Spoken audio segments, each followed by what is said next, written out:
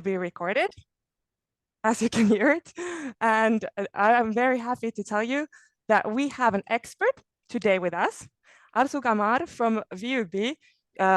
She is a researcher from the Faculty of Psychology and Education. So someone will shine the light on the subject today. Thank you, Arzu, for being here. I'm super happy that you're with us today and can't wait to hear what you have to say for us. And one last thing before I give the stage to you, Arzu. You, dear viewers, will have the chance to ask questions, comment, whatever is on your mind today at the end of the session. Welcome to all, and Arzu, the stage is yours. Thank you again for being here. Thank you very much, Charlotte. It was such a warm introduction, and thank you for everyone joining here and try to develop themselves in the sense of media literacy.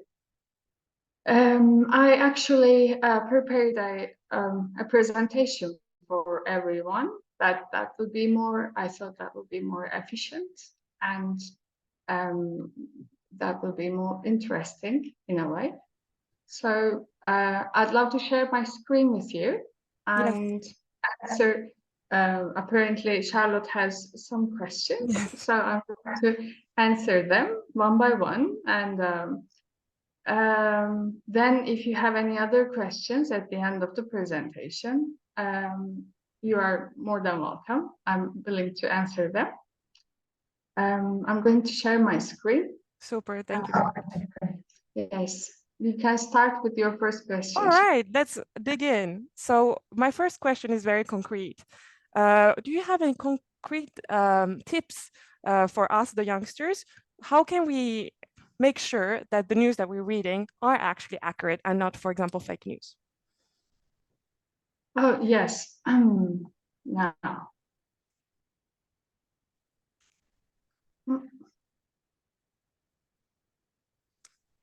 Perfect, I see. Yeah, can you? I see. Yeah. Yes. So the first thing that we can do that most of the people know about it actually, check the resources of the reputation. Because when we come across an info or news or a video, for instance, we sometimes do not question, well, I do, but most of the people, but if it's a reliable source, like from BBC News or New York Times or Reuters, The Guardian, the well-known ones, then most probably that very news piece of information is reliable. But if there is an unknown resource, as everybody may guess, that's really questionable and there is a doubt in that. And then you must really be, everybody must really be aware of sensational headlines. There are like clickbait, what we call clickbait, for you to urge to click and see the rest of the news, and then you come up with nothing. It's just waste of time, and you don't really get much info in that. So there are a lot of links that they want to be clicked, but actually they won't give you any a reliable info. So these type of headlines or links about how to make quick money or whatever that is. So that's really something that we must be away from them. The third thing is like, if you come across a piece of info, then it's better for you to check it from different sources, from different resources. It's also called cross-reference. So you may come across a news, and if you don't see in other websites or in other channels or in other like media and press tools, then most probably that's fake. That's not really reliable. And then you may check the author. you may follow and start following the reliable authors. For instance, there are authors, sometimes they change their newspaper, they start writing their column in other newspaper or in other media platforms. But if you rely on that person, most probably whatever you read from him or whatever you hear from him, that's correct. Or the background of the author. Is he really supporting an idea that is against you or that is for you? Then the author also matters, or the authors that you read, that you follow. So this is the author that I read, that I know that he doesn't say anything that he doesn't know, then anything that he doesn't check. So yeah, that is also important. Look at primary resources. For instance, sometimes in many links, in many media, you come across news, something, but it's originally the language is Japanese, or the original language is different. So the translation is sometimes not correct. So what you read is not correct. What you get, the impression or the info is not correct. So if you have the opportunity, or if you have the time to find it in an original language, you can do it. This is the the most tragic translation mistake in history. For the Japan ignores post damage or ultimatum of the surrender. This create a huge impact in Japan. If you have time, then you are welcome to check this link, or I can send you later, and see the crisis that it created. It's not also sometimes it's just ruining personal lives, but it also creates a real conundrum between the countries in wartime. So even the media does sometimes these type of mistakes. It's normal but you are responsible of the investigation of the truth. Verify codes and images. Sometimes there are photoshops that really you think that that's real, but it's photoshopped. So you can check the photo via Google Lens, or uploading the image, or searching for the image. And if you come across something similar, or the resource of the photo, you can see that that's correct or incorrect. Or for the info, everybody uses quotation marks. And if you have a sentence or an expression in quotation marks, so you can come across that statement, that expression on Google or any type of browser exactly as it is. And if you can't find it, most probably it's fake. And if you come across the real sources or in other sources, then you can judge it. You can make the judgment whether it's correct or not. Evaluate the tone of the language. Like sometimes some headlines or some news are created to make an impact in the society. So they are not done for you to be informed. They are done for some other purposes. And so by reading the news, by seeing the media, by just checking such platforms, you will develop a sense of evaluation from the language just by reading. So this is also one of the ways that we can understand that very info is correct or not, and what is trying to be done. And fact-checking websites, of course. You can go and check whether that piece of info, the news, is correct or not by checking in these websites. Fact check is the most well-known one. So you will come across whether it's just something epic or not. Or you can check about pages. You can go to the websites, and you can see like who are they, what are these people doing, and what are their missions, what are their visions. So you can have an idea about it. And consider the domain, of course, because most of the domains are really they find a very close, very alike names. So, for instance, CNN.com is the correct one, but how about CNNnews.com? So you may be misled to another website, and you may find a different content there. So this is another way to check the correctness of the info. And of course, educate yourself.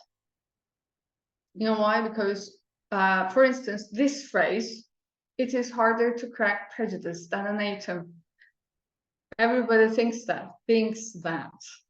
That's said by Albert Einstein, but there is not even one reliable resource that this phrase has been said by Albert Einstein. This is a rumor, but we sometimes tend to believe in things on internet. Oh, that's a very wise thing to say. So yes, most probably Albert Einstein said that. But as I told you, this phrase is not said by, or maybe said, but we don't know. So you can educate yourself about this, whether that piece of information is said by that very person or not. Yeah, these are the statements that I can answer. Thank you. Thank you very much, welcome. Arzu, for answering my first question. And actually, you touched already on a bit on my second. Can you actually give me examples of what are the strategies that are used to disseminate misleading information? Sorry. Can you hear me now? Yeah. Thank you for the answering my first question. My second, actually, you touched a bit already. And can you give me an example of strategies that might be in use when disseminating disinformation?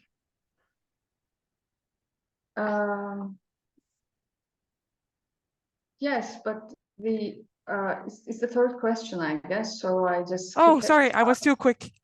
Go on. Yes. Or you may ask the second one, then I can Go on. reply. The second one was about like reporting yeah, if you'd like to ask that. Yeah. Go. Yes. So let's stay in order, and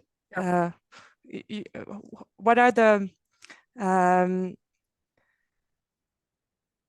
ways to report accurate information? Now we're on the same page. Yes, yeah.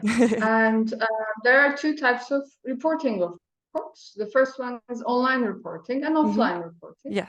Online reporting, when we are on social media, especially on social media, we read and we see many nasty things, and most of them are even crime state. For instance, hate speech. We read, we see many statements related to hate speech. So what we can do is, for instance, if you're on Instagram, Facebook, and some other platforms like social media platforms have their own report system. So you can report this and choose the correct statement. For instance, it's a spam. or nudity or sexual activity, bullying, harassment, scam or fraud. You choose it and you let them know, and they take an action. Sometimes they just delete it, or they just block the account. It is important because you better not leave it like that. We have to take actions, and it takes just 2 seconds. So in media, whether it's correct or not, whether it's um, like it must be a controlled area. So all the things that you see or read there, not appropriate. So if you see something you think that that fits one of these, false information, bullying, or whatever, you better take an action and report it. Mm-hmm. And second, it's better to take a proof, like a screenshot, for instance. I chose in another language because I don't know, like I don't want it to be like so bad. So if you're going to report it in online or offline, doesn't matter. You better have a small proof, for instance, something like this. You can do it for yourself and for somebody else too. Offline reporting is like if it's something so bad, like you name it, like there are things that are already banned on internet on this platform, but still, if you see like they have automatic banning systems in, for instance, Google. When you Google something inappropriate, they don't give you the answers. But if you still see somehow that is like that is not okay, or if somebody is in danger, Mm-hmm. then you can directly, this is the offline reporting methods, like complain it to the police, or you can sometimes if it's something again serious, we have human rights, so you can sue them. If we are talking about like school students, either high school or university, doesn't matter, wherever, you can complain it to directly to other authorities like principal or teachers, and you can speak up about it. And there isn't any like visual image here, but you can make even protests about it, like because like a kind of discrimination or hate speech that you come across on media, you can create an impact, and you can yes, one of the things that I can say is to speak up. Now if they have anything else to add, they can ask like at the end of the presentation, but I'd love to carry on your third question. Yeah. How my third question would be, in this environment that's often polarized and there is like two sides, how, especially online, and we all know that in the world there's enough things happening and we're bombarded with information, and we have this outlook that has two sides normally. How can we, on an online environment, have the tools to discuss in more openly and not be so polarized, if I'm making sense with my question? Yes, yeah, we started a kind of media literacy, but it's not only about media literacy. Yes, media literacy is also in that sense important, but in the end, the importance is not to create hatred and to be in a peaceful environment. So for this, the important thing is, of course, the education and media literacy in creating a nonviolent dialogue, like we do now. This is a webinar, but we can add this in our curriculums at school, in some associations can pay attention on this subject and create certain programs for this too. It's not only for youth actually, but also for adults and for everybody. Media literacy is necessary, and sometimes we educate ourselves. Like when we start using media, we didn't know what to do, how to do, but then we learned by experiencing it. But today, it's all programmed. Like we can have it as a lesson.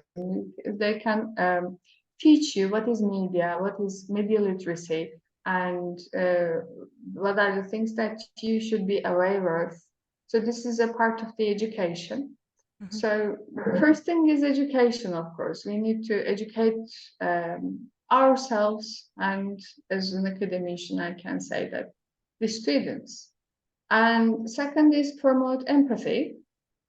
It's something inevitable. I mean, if you want to live in a peaceful environment, empathy is the key. And when you feel the empathy, it's like if before you judge me, wear my shoes and walk a mile in my shoes, then see things from my eyes.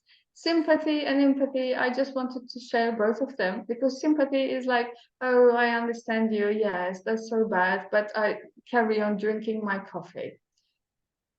That's not what we want. But empathy is more like understanding you, understanding your circumstances, understanding how you feel.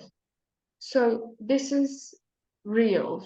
This is real, and uh, when we have the empathy, it's better to for other people to develop to let them to make them develop this type of feeling, because lack of empathy creates real problems in the society. So promoting empathy for us and for others, for students, having empathy is very important for a non-violent dialogue. Uh, Model respectful behavior for students. They model adults or the others. So it's better do what you say as an adult, or for students, it's good to see like good people as a model, as a role model. Create safe spaces for us, for educators, for academicians in the society, that they feel not judged, they feel safe. They know that when they reveal their thoughts, they are not going to be judged. So these safe spaces are really important in the society. In developed countries, there are more, but in developing countries or in not developed countries, they are less. So yes, one of the things that I can state, and teach conflict resolution, Mhm. or for students knowing about conflict resolution, because it's easy to have an argument, it's easy to have a fight, but it's not. Um, Sometimes it's not easy to hold our horses and not to say anything or not to be angry. So if you know about the conflict resolution, then you may not have this conflict, or you may find a better way to solve that conflict. So yeah, for respectful, again, I want to underline, for respectful and nonviolent dialogue, that's necessary. Encourage face-to-face communication, because when we are face-to-face, we understand, we see, that's better. But when you're away, when you don't see people, either in another country or within the country, there's lack of communication in a way, because we are lacking of the gestures, the mimics, whether that very person is smiling or not. Sometimes emojis are not enough. So to face to face, I mean, communicating face to face is better. Sometimes to have more understanding and peaceful communication. Online civility pledges. These are like for online platforms. For instance, this is one of the group on Facebook that I am a member, Expats in Brussels. So before you become a member in this online group, you have to say yes, yes, yes, yes. You have to accept all of them. You have to be kind of and cautious and no hate speech and respect everyone's privacy. This is an online environment that can be done, that is being done actually. But on the other hand, like I wish one day we don't need to state these things, because we really have to say a person that no hate speech. No, he has to know, like everybody who wants to be a member of a community must understand that, like we must not use a vulgar language. This is one of the things, and social emotional learning plays a really great role in this, because it's not only about like learning about the economics, learning about agriculture, learning about this and that. Whatever you do, whoever you are in a society, and you have to interact people. You have to interact with a lot of people. As I was coming here, I see many people, and of course, I have to have a kind of filter for my expressions or for what I do, because you have to understand that in a society things are not only like, it's not like my way or no way kind of thing. We must respect the others. So these are the steps of social emotional learning, and like self-awareness, self-knowledge, social awareness, relationship skills, responsible decision making, future self kind of thing. These are the competencies. And parental involvement, if we are talking about youth, then parents also play a huge role, because school is the secondary, almost the secondary education. The first education is at home, because they are born in a house that they acquire the traditions, the culture, and their behaviors and their attitudes. So parents must also have a sense of peaceful approach and a kind language towards others, so that children grow and become young people and become adults as respectful beings. Social environment is also important. I wanted to choose a negative image. It's all positive and colorful, but being good is sometimes not enough. Sometimes you have to be away from the bad too. Your friend's cycle, if your friend's cycle is about like they don't care about the others, they're like they don't care about the other people, and they in a way racist, this and that. then most likely you will be a little bit similar like them.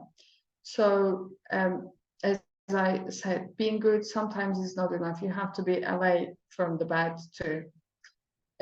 So surrender yourself with good people, with good-hearted people who are really against hatred, against discrimination, against racism, and be side of the diversity and goodness. And celebrate diversity, of course. Sometimes we are okay. We like diversity. It's a part of our lives, but sometimes we have to make something about it. For instance, a week, a day to celebrate it, to state it, to pronounce it.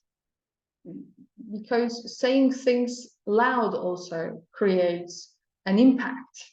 So whenever you have the chance, do it for the sake of celebrating diversity.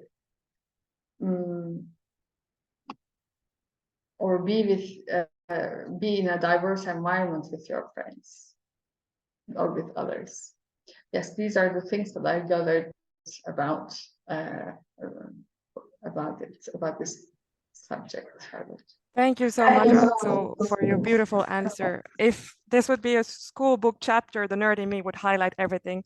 This is exactly what we need more in the society. Thank you for bringing up safe places, empathy. Very huge thank you. My next question would be, how do we make all this information, for example, that you're giving us today, more creative and accessible and understandable for youngsters? Yeah, it is different, very much indeed, because you see it when you grow older. You see things differently when you're younger and when you're an adult. They have a term for us, Charlotte. They call us boomer. Yeah. Yeah. And so yeah, definitely.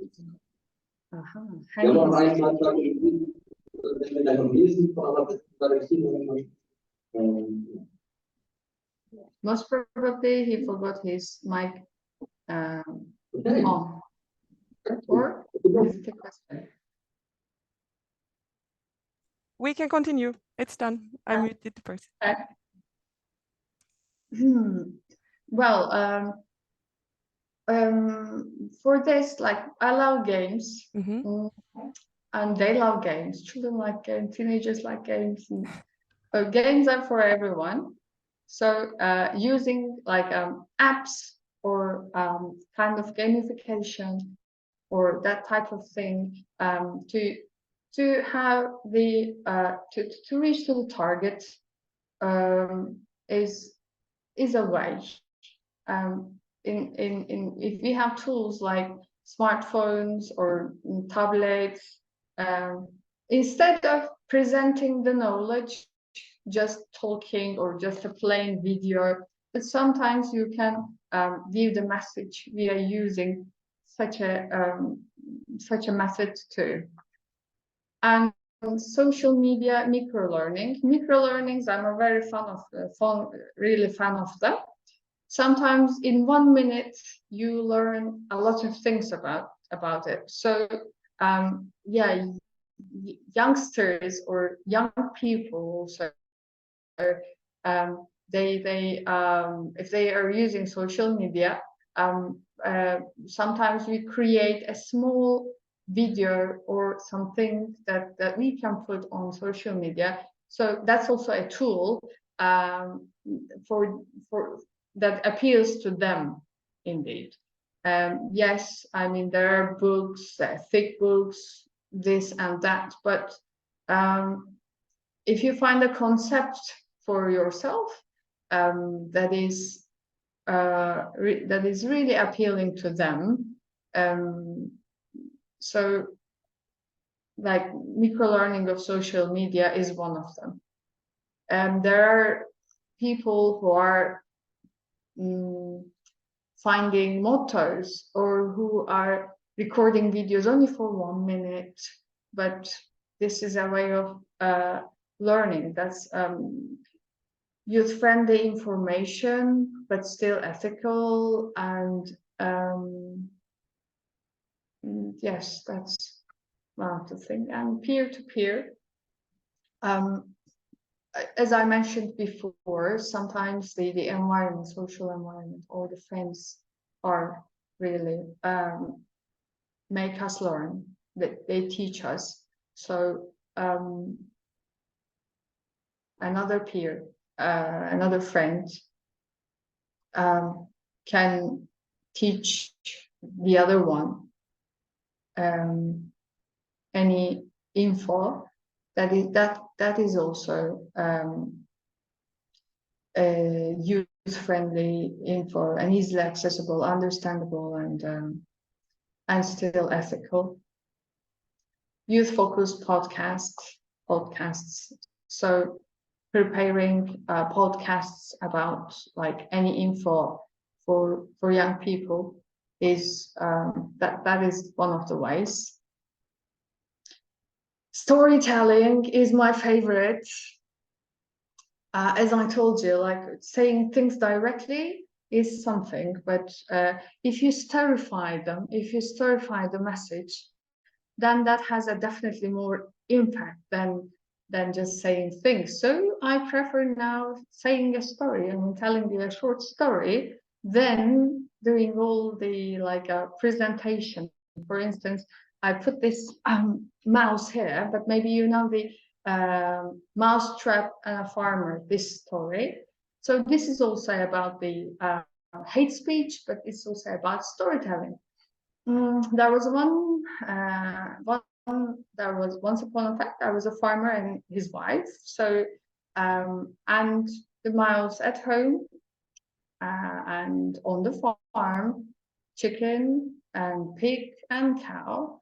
So the farmer comes with a mouse trap one day. So the mouse goes to the chicken and says, "There's a trap in the house. So please help me. I mean, I can't do it alone. I need your help. It's going to kill me." So, and the chicken says, "But it's nothing to do with me. That is your problem. I can't do anything about it." And the mouse goes to the pig, and the pig says to the pig that I have got a problem. There's a trap in the house. The farmer got a trap. So help me.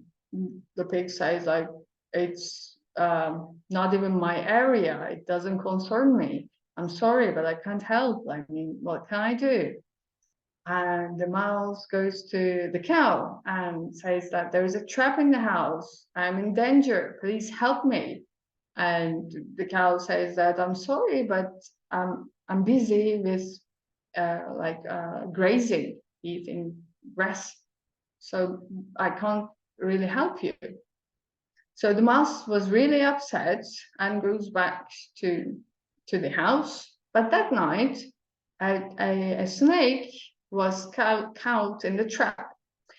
And the wife wakes up and the snake bites the wife. So of course the wife gets ill, and when we are ill, like they treated her a bit maybe, but what do? We drink chicken soup.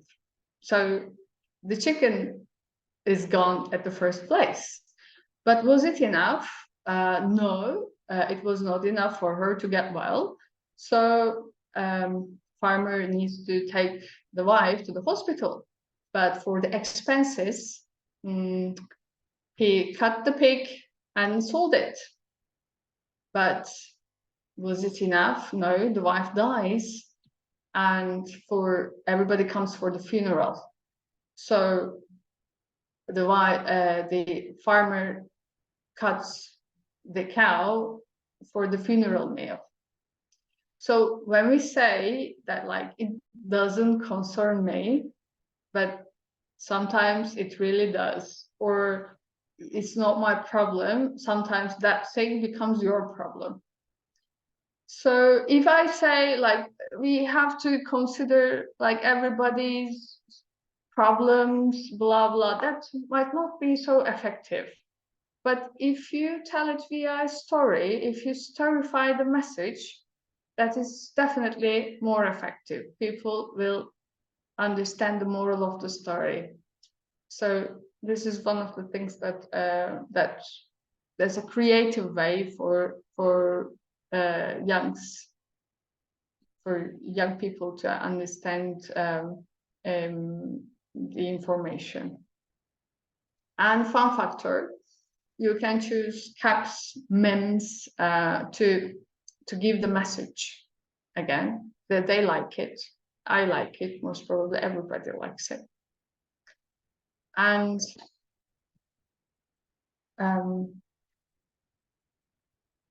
partnership with youth organizations.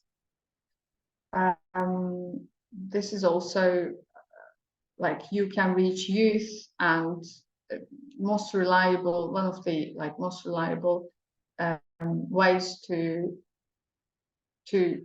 be informed is like being informed by such organizations. And age appropriate language, if you choose like a language that appeals to young people, then it's going to be more effective. Yeah, these are the things that I can sum up, Charlotte. Thank you very much. This was everything and beyond. I actually have a last question for you today. And Yeah. it is, do you know any initiatives that are done by youngsters already that focus on the responsible messaging online and offline, something maybe our viewers could even join, or like, are there already youngsters on the field? There are many, yes, organizations, but I picked like the most well-known ones. Good. And maybe you know some of them, maybe not, but I'd love to share with you so that you can take notes. And if it's necessary, maybe you can reach out. Perfect. Thank you.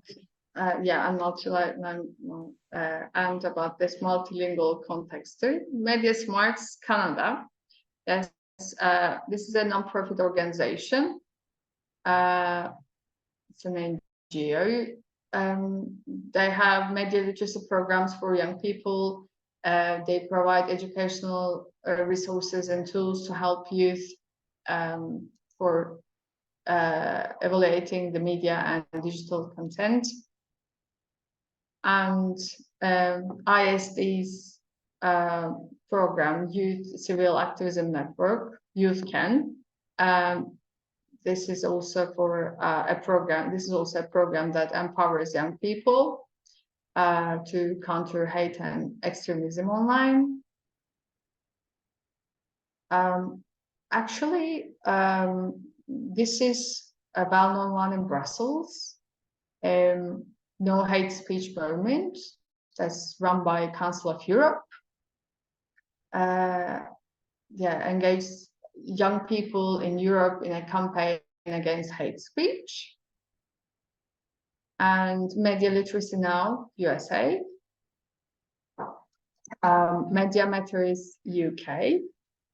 This isn't only in UK. And yeah, this is fact check that that's not run by young people, but that's for young people. And Cyberwise also it's about educating young people for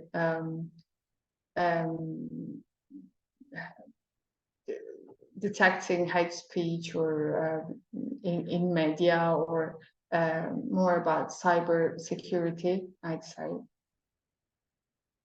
Spread love, not hate. This is not an organization again, but that's like a motto of today. That everybody knows. It's like it's being like a proverb. Young digital leaders is also a program initiated by Facebook. And Media Literacy Week, this is not a platform, but this week is like is held in almost in every country in Europe and in the USA, in some other countries too. So this creates a kind of awareness about media literacy, and that's done annually, and that is for everyone to understand what's wrong, what's good, what's bad in media. Yes. Thank you so much. Thank you for the examples of different initiatives, and thank you for an insightful presentation. Once again, a great example how we are all connected and how simple things make sometimes the biggest differences, and how important is communication. Before I wish you people a beautiful weekend, I would encourage you, our viewers, wherever you are, now it's your time. If you have questions, comments, thoughts, you can ask in the chat, or if you're brave enough, you can even open your micro and your video and ask it on Zoom platform. Let's see if we have any questions.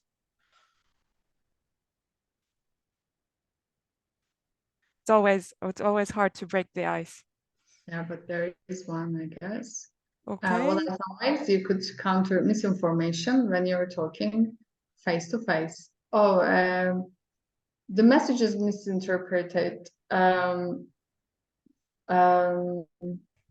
It's sometimes hard to detect from what is being said, what is being told, but you don't rely on that very info. Whatever you hear that doesn't mean that that's correct. So you just take it as an info, but don't rely on that info. Just have it and then do your investigation. Then you can take an action about it. So the ways to detect it, actually, yes, there are things like you can understand from the mimics, maybe you can feel it in a way, the gut feeling, but whatever it is, sometimes you may not. So the best answer that I can give is like whether you detect it or not, just don't rely on what you receive as an info. Thank you so much. And no questions from Krista, but just wanted to thank you both. The timing of this webinar is perfect. Thanks a lot for your answer, says Detelina, who asked the question. Thank you. And I want to give you a very short story and a question again before we end. Cherokee in the Red Indians, one of them goes to advise an elderly guy and asks, like, I have two wolves inside me. One of them is like full of hatred, full of rage, full of badness and everything. And the other is full of goodness, full of good intentions and the best of everything. And I want to ask, like, which one will win? And the wise guy answers. Can you have guesses? Any guesses? Which one will win?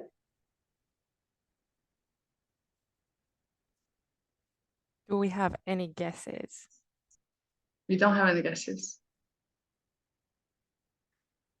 I can have the guess? Yes. I'm gonna go for the good guy. The good wolf. Guy. Yes. The wise guy's response is like, whichever you feed. Yeah, so it's all about whichever you feed. Just be on the side of the ignorant ones or the ones that is fighting against it, or be on their side. So yes, thank you very much, Charlotte. Wow, that was a perfect ending, I would say. The power is in us. Thank you so much for being here today. Huge thank you from Youth Proactive. Thank you, the viewers. And with this, your Arzu's wise words, I wish everybody a beautiful weekend and see you soon in our next webinar. Thank you so much for being with us. See you. Bye. Thank Thank See you you. very much. Thank you.